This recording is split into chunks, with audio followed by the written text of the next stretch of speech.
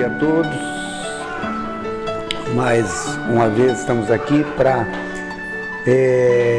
o estudo do nosso domingo. Hoje nós vamos estudar o capítulo 9 do livro No Mundo Maior, que traz como título Mediunidade. Ele é interessante a partir do momento que um espírito, no caso de André Luiz, vai nos passar a sua impressão, sobre a mediunidade, essa sensibilidade que algumas pessoas têm de perceber, o mundo espiritual, de penetrar essa nova vibração, essa diferente vibração que nós estudamos dentro da doutrina espírita.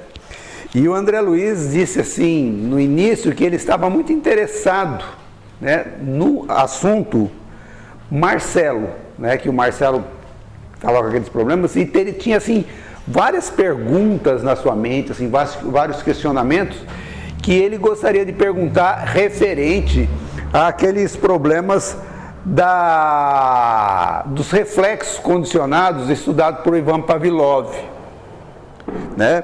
E ele disse assim, se esses reflexos condicionados, que é estudado por Ivan Pavlov, dos cães, que você faz um barulhinho e dá a comida, e que com o tempo, somente você fazendo barulhinho, ele já sabe que você vai dar a comida, já começa a salivar. Se isso daí também não acontecia com os seres humanos, dessas lembranças do passado, dessas experiências que o ser humano tem, de vir à tona, na mente, e fazer com que a criatura confundisse essas imagens, essas lembranças com espíritos, e essas lembranças, essas imagens poderiam perturbar as comunicações, entre nós encarnados. Ou seja, ele estava interessado nas mistificações, porque do passado vinha aquelas recordações para Marcelo entrava naquelas ausências, naqueles acessos, e isso poderia acontecer a mesma coisa com o médium. Experiências dele vivido no passado poderiam voltar através daqueles túneis, do tempo lá dentro da mente dele, e voltar no presente, e ele viver um personagem sem perceber, sem querer enganar ninguém, mas ele mesmo assim ele estaria enganando, estaria passando essas imagens às pessoas, normalmente de impactos vividos no passado, bons ou maus, lembranças boas ou lembranças ruins, que vêm à tona, fazendo com que pudesse atrapalhar a comunicação. Ele cita, aqui mais abaixo nós vamos ver, experimentos de espíritos espíritos evoluídos, grandes estudiosos do passado, Esse espírito aqui que ele está falando, provavelmente é Alexander Kisakovsky, que na época de Kardec, ele já percebeu que isso poderia ter acontecido e escreveu o livro Animismo e Espiritismo. Aqui então, André Luiz continua nas suas confabulações dizendo assim que alguns estudiosos do Espiritismo, devotados e honestos, percebendo essas dificuldades do campo mediúnico, eles criaram essa hipótese, de um fantasma anímico, ou seja, do próprio medianeiro, que agiria assim como se fosse uma entidade.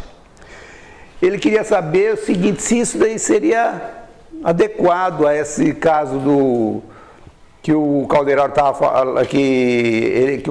falou a respeito dos reflexos condicionados, que se ele conseguiria fazer realmente essas evocações do passado e passar como se fosse espírito na Terra,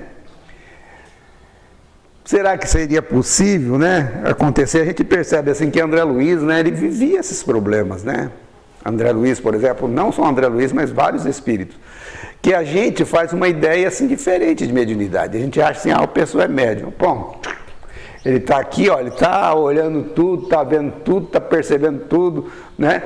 E a gente acha que todos os médiuns são iguais, né? Todos os médiuns são iguais.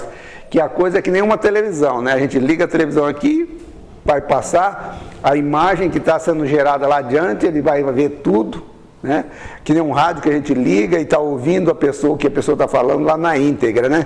A gente pensa que a mediunidade é desse jeito, né? E muitas vezes essas imagens que chegam às vezes ao médium, né, pode fazer ele enganar mesmo sem querer enganar as outras pessoas, né? Ele está enganado também, né? E esses equívocos, né, segundo o André Luiz está confabulando aqui com ele, poderiam assim provocar vários desequilíbrios, ou seja, a pessoa achar que está realmente produzindo uma coisa e na realidade não é, né? E André Luiz fala aqui que ele estava ponderando, estava pensando sobre muitas observações e muitas coisas que ele tinha escutado em vários templos. Ele coloca aqui espiritualista, então quer dizer, não era só em centro espírita, era em outras religiões, pode ser em várias outras religiões que se usa da comunicação com o mundo espiritual. E aqui ele está falando a respeito dessa tese do Ivan Pavlov, né? Ou seja,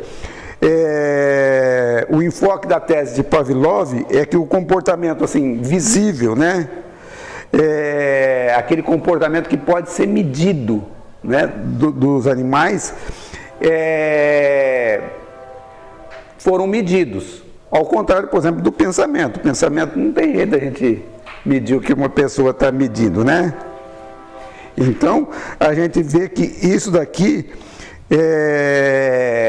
todas as vezes, né, que nós vamos agir, as experiências do passado podem nos atormentar, não, pode voltar à tona, né, fazer com que a gente acabe agindo com a nossa experiência, ou dessa existência, ou da existência do passado. A gente sempre vai colocar uma opinião nossa no meio, mesmo que aquilo seja de uma sugestão de um espírito benfeitor, a gente vai questionar. Vamos supor, o espírito benfeitor vem dar uma orientação para a gente, uma intuição.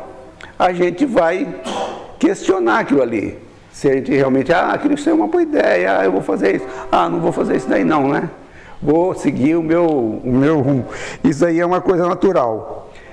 E a gente vê que Calderaro era um espírito assim, ele era brincalhão, ele era bastante, um espírito muito sábio, e muitas vezes ele não deixou André Luiz terminar a frase, né? Ele avançou à frente e deu a resposta mediante aonde André Luiz estava querendo chegar através do pensamento, né? Já falou, mas dessa vez não. André Luiz diz que Calderaro ouviu-me pacientemente até o fim das considerações e respondeu benévolo, né? Olha, André, a tua consulta exige meditação mais analisada, mais bem estudada. E aí ele fala sobre a tese animista, né? Ele fala que a tese animista é respeitável. Na literatura espírita, o termo animismo é usado para designar um tipo de fenômeno produzido pelo próprio espírito encarnado, sem que esse seja instrumento mediúnico da ação espiritual, né? E sim artífice dos fenômenos em questões. E aí, só para dar essa informação para a gente poder ter uma noção do que a doutrina espírita fala sobre animismo. E aí Calderaro continua dizendo que partiu de investigações, né, de investigadores conscienciosos e sinceros, e ela nasceu para coibir, né, os abusos da imaginação.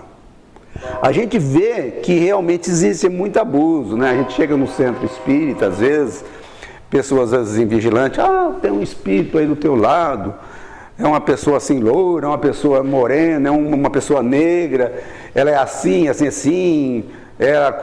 você sabe quem é, e não sei o quê, olha, tem um monte de espírito aí do lado de vocês, então, quer dizer, são pessoas que às vezes a imaginação, né, cria coisas, às vezes, né? Pode ser que a pessoa realmente veja, mas existem muitas pessoas que deixam a imaginação fazer esse tipo de coisa. E as pessoas, às vezes, se não analisar, acabam, né, entrando nessa e, às vezes, dando credibilidade maior do que merece esses fatos, né? Aí Calderaro continua dizendo que a tese animista, né, mas ele coloca um entretanto, né? Vamos colocar aqui. A tese animista é respeitável, entretanto, né, um mas, vem sendo usada cruelmente pela maioria dos colaboradores encarnados, que fazem dela um órgão inquisitorial, quando deveriam aproveitá-la como elemento educativo na ação fraterna. Calderaro informa: milhares de companheiros fogem do trabalho amedrontados, recuam ante os percalços da iniciação mediúnica porque o animismo converteu-se em Cérbero. Cérbero é aquele cachorro de 3 cabeças da mitologia grega, né? Que ficava lá na porta do inferno, vigiando a porta do inferno.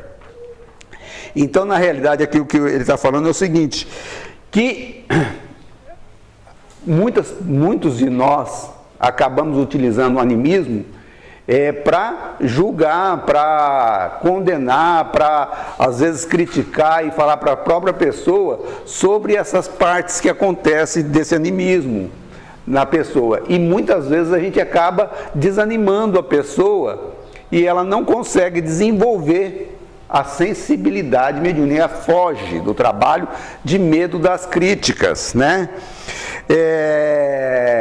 Essas afirmações, muitas vezes tirânicas, né, formam um sistema tirânico. Existe um grande número de nós espíritas dentro do movimento espírita que acabamos sendo muito críticos para a maioria dos médiuns, e dessa maneira a gente fica impedindo, né, a passagem desses candidatos ao serviço da mediunidade para o futuro. Por quê? Ele diz, nós, dentro da doutrina espírita, exigimos, sim, precisão absoluta. Exigimos que o médium fale tudo como está no livro, do jeito que é as coisas, né? Então, essa crítica, né, quando a gente faz esse tipo de crítica, a gente acaba olvidando, a gente acaba esquecendo que é uma coisa que nós fazemos de comum, é comum nós. A gente se recolhe no castelo teórico, né? Como que é se recolher no castelo teórico? Eu, por exemplo, não sou político, não estudei política, não estudei nada, mas eu daqui, eu consigo falar que jeito que o pessoal tem que trabalhar lá em Brasília.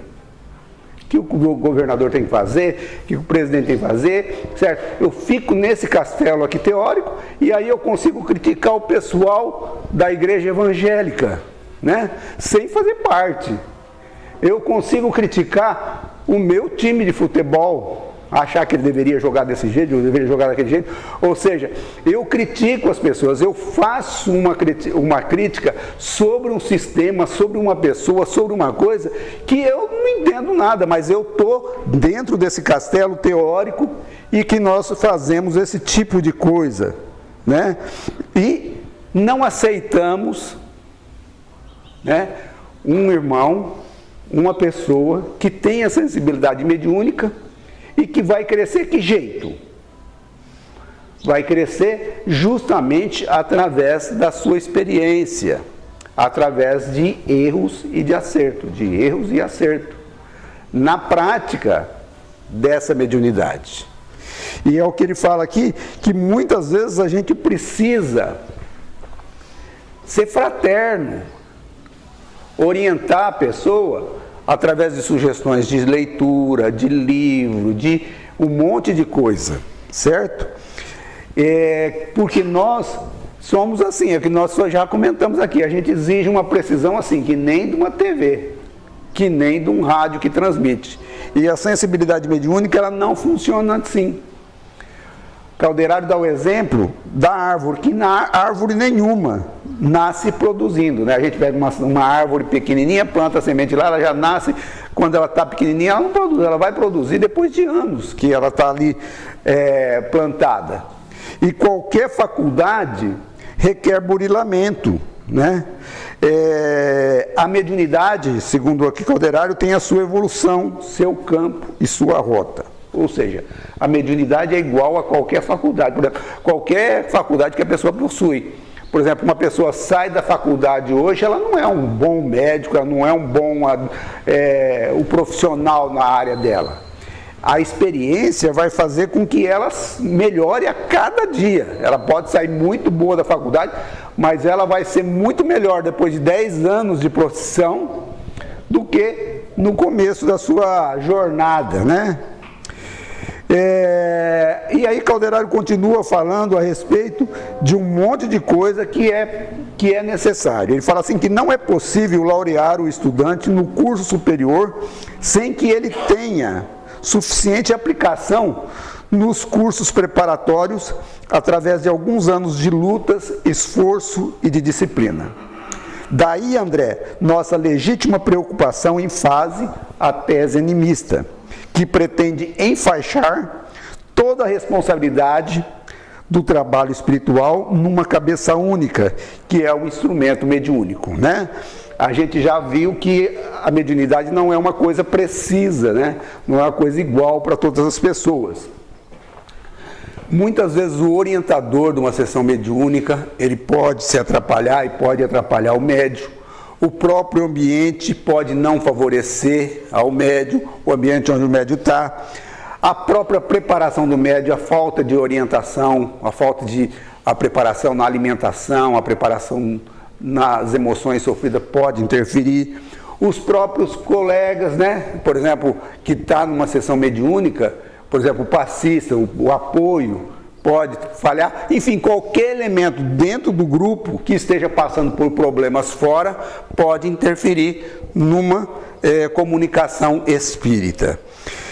Precisamos de apelos mais altos que animem os cooperadores incipientes, proporcionando mais vastos recursos de conhecimento na estrada por eles perlustradas, a fim de que a espiritualidade santificante penetre os fenômenos e estudos atinentes ao espírito. Ou seja, nesse momento o André Luiz diz que Calderaro fez um intervalo. E a gente percebe aqui o seguinte: muitas vezes nos centros espíritas as pessoas fazem cursos de mediunidade, né? De 4, 5 anos. Aí coloca o indivíduo lá. Começa com 50, 60 pessoas. Esses cursos normalmente acabam com 10, 15 pessoas. E essas 10, 15 pessoas que saem não são médios já pronto, mas muitas pessoas acham, não, já fez o curso, está formado em médio, né? E a formação de médio não se dá nunca, porque ela é uma evolução do perispírito. Então o espírito vive a vida inteira, vai para o mundo espiritual, continua desenvolvendo essa sensibilidade, volta na outra encarnação e é uma evolução permanente, diz aí, né? Aí o Calderaro diz assim, vamos à sua sugestão. Os reflexos condicionados enquadram efetivamente no assunto. Entretanto, cumpre-nos investigar domínio de mais grave apreciação. Os animais de Pavlov demonstram capacidade de memória, memorizam fatos por associações mentais espontâneas. Isto quer dizer que mobilizam, né, a matéria sutil do pensamento, independente do corpo denso, que jogavam com forças mentais em seu aparelhamento de impulsos primitivos, né? Ou seja, era a memória dos espíritos. Eu estava mostrando que os animais têm memória e que eles conseguiriam mobilizar esses pensamentos. Se as consciências fragmentárias do experimento eram capazes de usar essa energia, provocando repetições de determinados fenômenos no cosmos celular, Que prodígio, ou seja, que milagre não realizará a mente de um homem, cedendo não a meros reflexos, ou seja, não só as suas lembranças, as suas experiências do passado, mas também as emissões de outras mentes em sintonia com ele. Dentro de tais princípios, é imperioso que o intermediário, ou seja, que o médium, cresça em valor próprio, ou seja, que o médium seja algo que esteja em mutação, melhorando a cada dia, mudando hábitos, estudando, crescendo, né? Ocorrências extraordinárias e desconhecidas ocupam a vida em todos os recantos, mas a elevação condiciona fervorosa procura. Ou seja, quanto mais a gente se esforça por melhorar, por abandonar hábitos, por abandonar vícios, por abandonar tendências, a gente vai cada vez mais sintonizando com espíritos cada vez mais superiores. Ninguém receberá a bênção da colheita sem o suor da sementeira. Lamentavelmente, diz Calderário, porém a maior parte de nossos amigos parece desconhecer tais imposições de trabalho e de cooperação.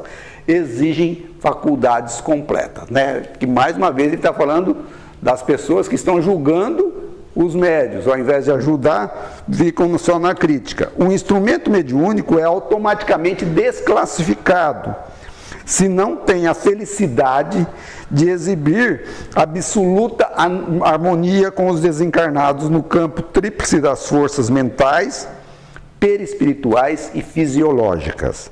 Compreendeste a dificuldade? Sim, começava a entender. As elucidações, todavia, eram demasiado fascinantes para que me abalançasse a qualquer apontamento. Guardei, por isso, a continuação das definições na postura humilde do aprendiz. Aqui nós vemos duas situações, né? A primeira, a nossa crítica, né?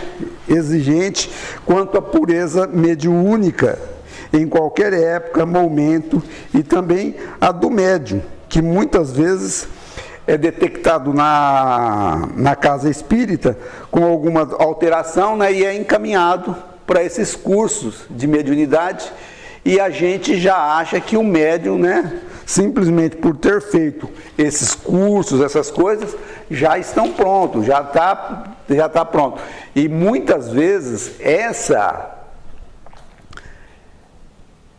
essa postura que a gente passa para o médium, o que acaba acontecendo? Acaba fazendo com que a pessoa tenha essa sensibilidade, ela acaba se tornando diferente das outras pessoas, consegue uma comunicação com um espírito benfeitor, consegue outra coisa.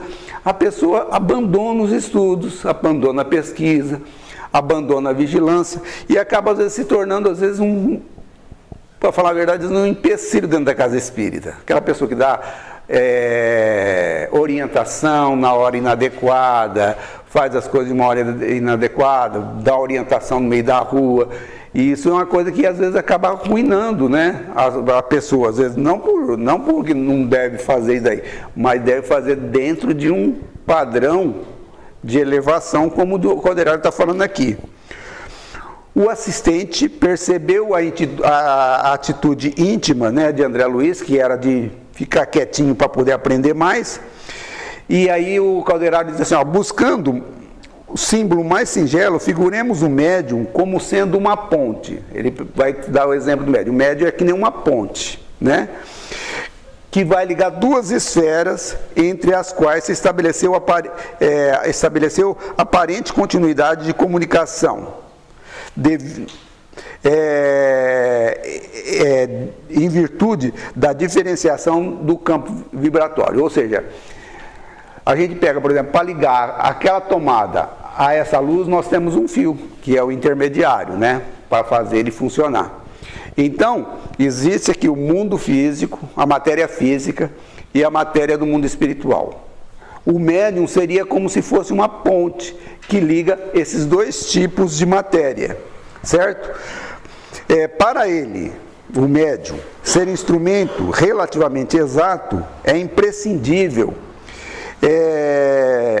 haver aprendido ceder.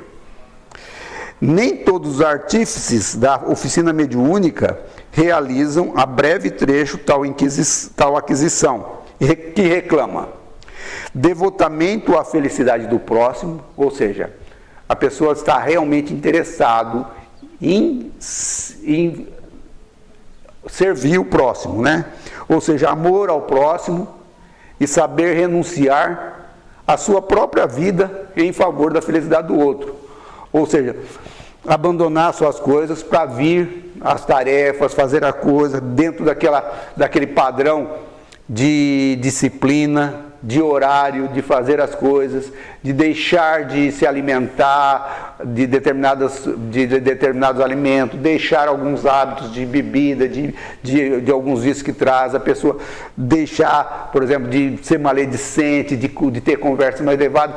Exige esse tipo de coisa. Elevada compreensão do bem coletivo, ou seja, a pessoa tem que ver o interesse das outras pessoas melhor do que o teu. Não é aquele negócio, por exemplo, hoje está passando um programa diferente na minha TV, o último capítulo é isso, aquilo, eu vou ficar aqui para assistir, hoje tem um jogo, eu vou assistir. Não, não é isso. É ver o bem coletivo antes do bem pessoal. Avançar no espírito de concurso fraterno, ou seja, ver o necessitado como prioridade, né? E mais do que isso, ter a alegria de atendê-lo, de vir com ânimo, sem aquele espírito de que está perdendo alguma coisa para vir do trabalho. Vir aqui com alegria para fazer isso aí, dando a esse trabalho a prioridade. E ele se encerra, né? Serena superioridade nos atritos de opiniões, né? Ou seja, evitar discussões, né? Na nossa vida seria, por exemplo, na vida diária, seria discutir, por exemplo, qualquer assunto que as pessoas vêm discutir lá e você, não, isso não é assim, essa assim, lá, e ficar aquela teimosia danada. Isso daí é uma coisa. E aqui, no trabalho do centro, é a gente evitar, porque senão o espírito vem falar uma coisa e a gente contesta, e a gente não aceita. Não, isso não está certo, ele está errado. E o espírito que quer se comunicar, quer falar aquilo ali, e muitas vezes o médium não permite que aquela mensagem chegue justamente por causa da sua opinião pessoal. Nós vimos aqui que André Luiz, lá no livro, acho que Obreiros da Vida Eterna, que ele viu, né, que ele viu a imagem da mente de uma pessoa, de uma senhora que assassinou o marido, tal, e que levou ele na linha do trem e tudo. E o André Luiz conseguiu ajudar ela justamente por quê? Porque ele não criticou ela, né? Ele fez uma prece por ela, mesmo ela tendo lá colocado o marido alcoolizado na linha do trem, depois dele ter matado, pegado a carriola, feito um monte de coisa, pegou a carriola, levou ele lá e depois... Ele não condenou ela, ele sentiu compaixão e fez a prece por ela. E a gente vê que a gente não pode ter esse tipo de asco no trabalho mediúnico. Fazer o trabalho penalizado pela situação e ter esse tipo de comportamento para a gente poder realmente ajudar. Para conseguir, o Calderaro falando agora, para conseguir edificação dessa natureza, faz-se mister o refúgio frequente, a moradia dos princípios superiores. Ou seja, a gente está na condição mental dos princípios elevados, né? Ou seja, deixando a animalidade e procurando a sublimação. A mente do servidor há de fixar-se nas zonas mais altas do ser, onde aprenderá o valor das concepções sublimes, renovando-se e sublimando-se, para constituir elemento padrão que ele segue, dos que lhe seguem a trajetória. O homem, para auxiliar o presente, é obrigado a viver no futuro. Né? Ou seja, para a gente poder realmente auxiliar, a gente tem que ser o homem do futuro, né? A gente tem que ser uma pessoa já renovada. Ele não pode ser igual a todo mundo. E aqui o Calderaro fala que para a gente poder fazer isso, a gente vai viver a soledade. O que é a soledade? É você viver no meio de um monte de gente, mas está sempre sozinho, né? Ninguém te entende. Todo mundo acha que você é bobo, que você faz coisa demais, que você não deveria fazer isso, que você deveria fazer aquilo. Ah, todo mundo faz e todo mundo vai ficar te criticando exatamente porque você é uma pessoa diferente, né? Uma pessoa que vive acima do que os outros vivem, justamente para poder ajudar, né? Ou seja, o médium ele tem que viver acima do padrão moral de que vivem as pessoas presentes. Ele precisa viver como o elemento padrão, aquele que todo mundo olha para ele como exemplo, né? Enfim, ele é um ET, né? No meio de todo mundo, é diferente de todo mundo. Tem que viver numa condição excepcional. Isso, a gente poderia falar, mas para ser isso daí, é o padrão ideal, né? Nem sempre nós conseguimos, mas esse seria o padrão ideal. E aqui ele diz assim que fenômenos não importa a natureza. É forçoso reconhecer que assediam a criatura em toda parte. Quer dizer, o fenômeno vai assediar a gente em toda parte. A própria ciência, né? Toda a ciência que nós temos hoje aqui, a tecnologia que nós temos, são coisas que a ciência descobriu, né? De movimento, de energia já existente no planeta, e que colocou ao nosso dispor, e a gente vai desvendando pouco a pouco, né? E como filhos, né, do Deus revelador e infinito, em grandeza, é de esperar que tenhamos sempre à frente ilimitados campos de observações, cujas portas se abrirão aos nossos desejos e conhecimento, à maneira que engrandeçam os nossos títulos meritórios. Ou seja, de acordo com que nós vamos crescendo, a gente vai conseguir vislumbrando, a gente vai conseguir vendo o mundo de uma forma melhor e de uma forma maior. Assim acontece com todos nós e dentro do campo da mediunidade não é diferente. Os médiuns, né, vislumbrarão coisas melhores e vislumbrarão de uma forma melhor, conseguirão ser melhores médiuns a cada dia que passa. O médium vidente, o médium que psicografa, o médium, enfim, de qualquer tipo de mediunidade, né? Não vou rotular aqui, eu já rotulei, mas não vou rotular. Ele vai começar, né, hoje, em 10 anos ele vai ser um médium muito melhor, com muito mais experiência. Em 20 anos ele vai ser muito melhor e assim por diante. O que nós não podemos olvidar, o que nós não podemos esquecer é o estudo, né? O apego que todos nós devemos ter à instrução, à experiência e à própria renovação dos nossos costumes. E todos nós que estamos aqui hoje, né, nesse estudo, ser mais vigilante em relação às críticas que nós fazemos aos nossos irmãos de caminhada. E que nós possamos auxiliar ao invés de criticar. Muita paz e a gente dá continuidade na semana que vem.